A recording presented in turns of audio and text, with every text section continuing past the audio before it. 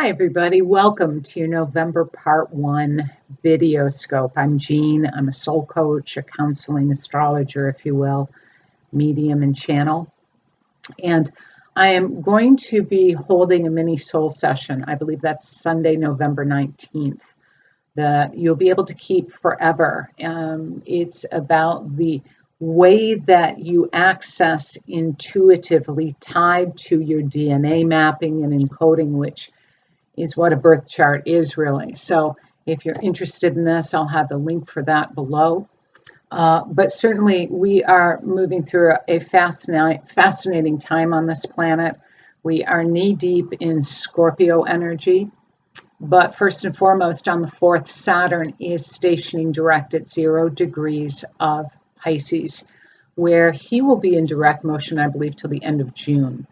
So he's really committing now. We had a taste of this last spring. So this is bringing a whole new kind of energy matrix to the planet. And Saturn is what? Saturn is the teaching planet, also taking responsibility and being patient,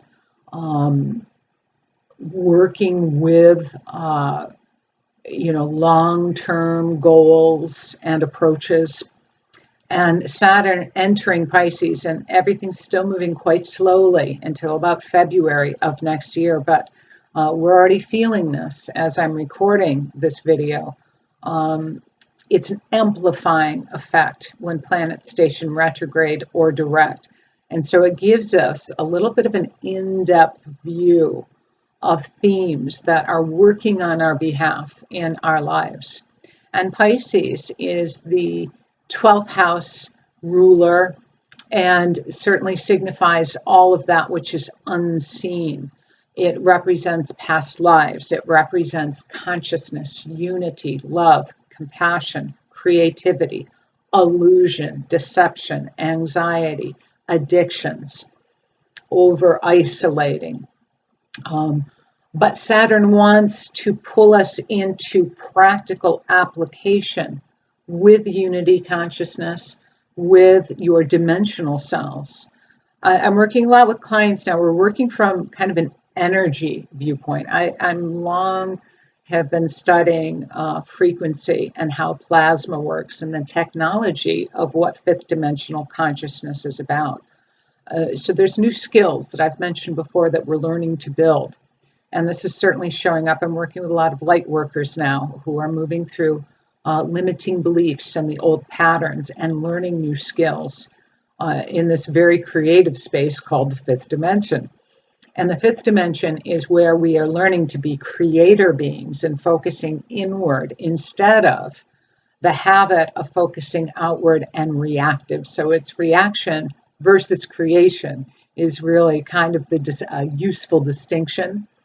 So Saturn is really going to be bringing in a lot of teaching about how to apply consciousness in a grounded, everyday way, even. Merging soul with ego, merging soul with personality, and creating those systems and those practices that serve you in this new consciousness and in this new skill building era. So on the 4th, Saturn stations direct. We're seeing Mercury oppositioning Uranus from 21 Scorpio to Taurus, and Venus oppositioning Neptune, 25 Virgo to Pisces.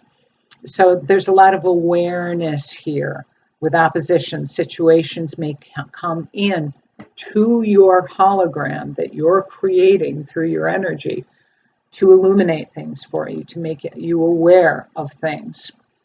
And on the 6th of November, Venus moves into trine Pluto. So this is a deep, rich energy engagement.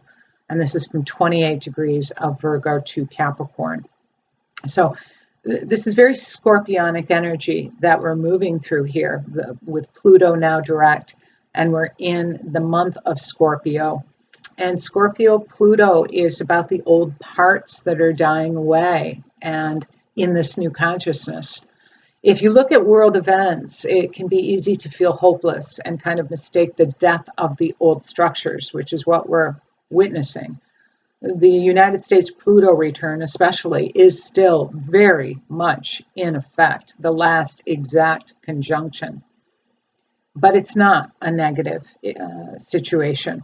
It's a new consciousness that is being born, and in order for this to come to fruition, old parts are dying away, and old parts within ourselves, reference points that we've long relied on in our lives through these systems and structures.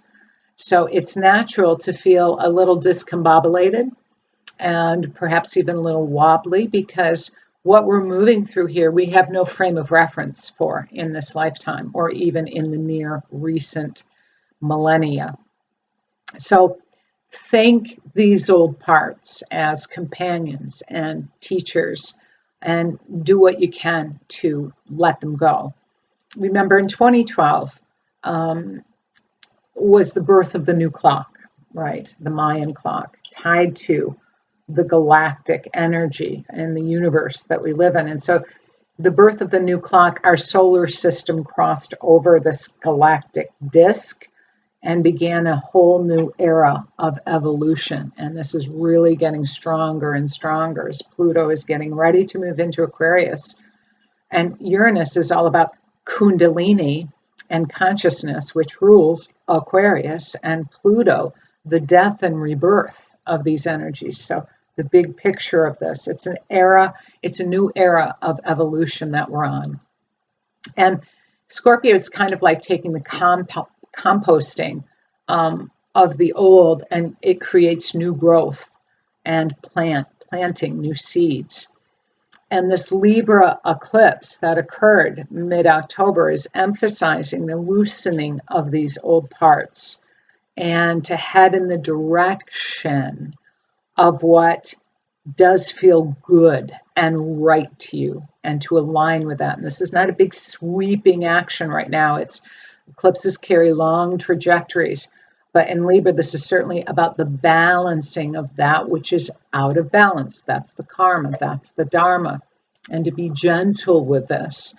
But if you are seeing things that just no longer resonate for you, and this can be in the way of habits, of work, of food, of your daily structure. Remember, this eclipse occurred in Virgo in the sidereal chart or the constellation chart. So this is laced in, with this process that the balancing brings shifts in the everyday life and even in what we consume and how we live life.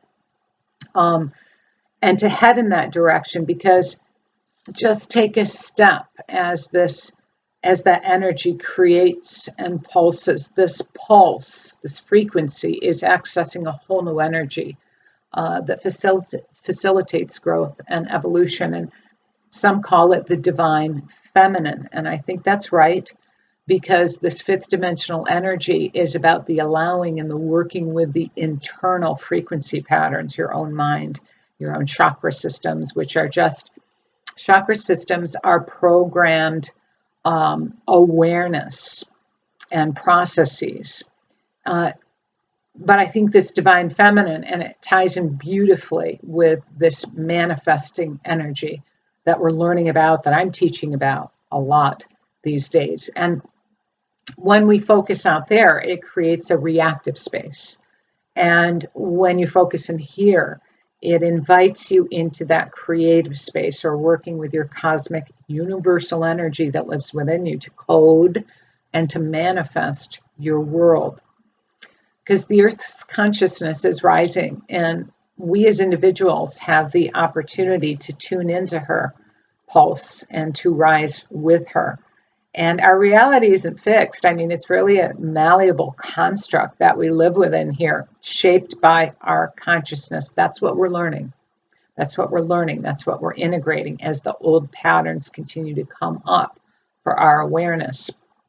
So, the new moon this month on the 13th is in Scorpio, which denotes that 8th house of transformation, of the composting, that which needs to be released down the drain because it's past its sell-by date, and creating that space to bring new birth and new awareness. This new moon at 21 degrees of Scorpio on the 13th conjuncts Mars. It's also sextiling Pluto, both the ancient and contemporary rulers of Scorpio. So this is very powerful energy here. And Mars can be, about the confidence and the will and the strength to execute and to move forward in a transformative way, that you're becoming more and more and more aware of parts of you that are dying and trusting that, loving that. And as you're becoming more and more aware of that which you're aligned to and wanting to connect with and manifest and create in your own world. This new moon opposes Uranus in that second house, which has been bringing so much change and evolution to our value systems, what we value, to our body itself, to the earth herself. And it's trining Neptune in that 12th, and it's sextiling Pluto in that 10th house. So this is a powerful new moon for manifestation and transformation energy. On the 8th, Venus moves into Libra.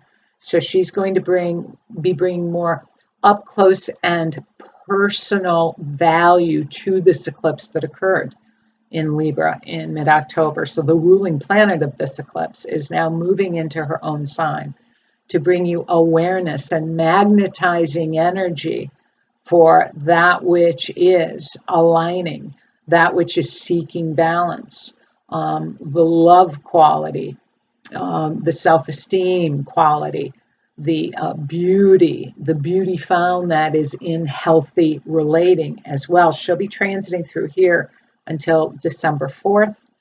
And on the day of Venus ingress Libra, Mercury is sextiling Pluto. So we had all the squares to Pluto last month, and now we're getting more comfortable with what this is about.